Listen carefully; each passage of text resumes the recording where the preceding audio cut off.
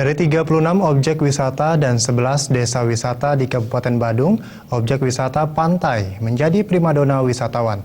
Agar ke depan objek wisata pantai tetap menjadi primadona dan selalu diminati, pemerintah, pengelola, dan masyarakat setempat harus bersinergi dalam menjaga dan meningkatkan kualitas objek wisata pantai.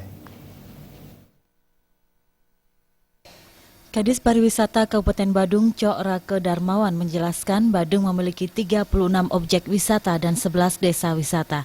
Dari sekian destinasi wisata tersebut, pantai menjadi objek wisata favorit. Pantai yang digemari wisatawan adalah Pantai Kute, Seminyak, Legian, Peti Tenget, dan Jimbaran, serta objek wisata terbaru, Pantai Pandawa. Di Pantai Pandawa misalnya, saat liburan Natal dan Tahun Baru, rata-rata kunjungan mencapai 20.000 per hari. Hal ini menunjukkan, meski menjadi objek wisata yang masih baru, Pantai Pandawa memiliki potensi yang menjanjikan ke depan.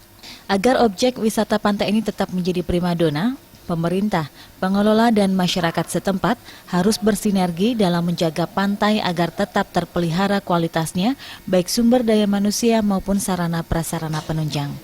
Daerah pantai kita adalah daerah pantai yang paling diminati oleh wisatawan. Ya, kita punya pantai seperti sepanjang Pantai Kute, Legian, Seminyak, kemudian Peti Tenget, kemudian ada Pantai Jimbaran dan lain sebagainya. Dan terakhir kita kembangkan satu destinasi pantai lagi, yaitu Pantai Pandawa, yang kunjungannya ketika hari libur Natal dan Tahun Baru, tingkat kunjungan itu bisa mencapai 20.000 lebih per hari. Kalau dilihat dari objek wisata yang baru ini sudah luar biasa sekali, ya.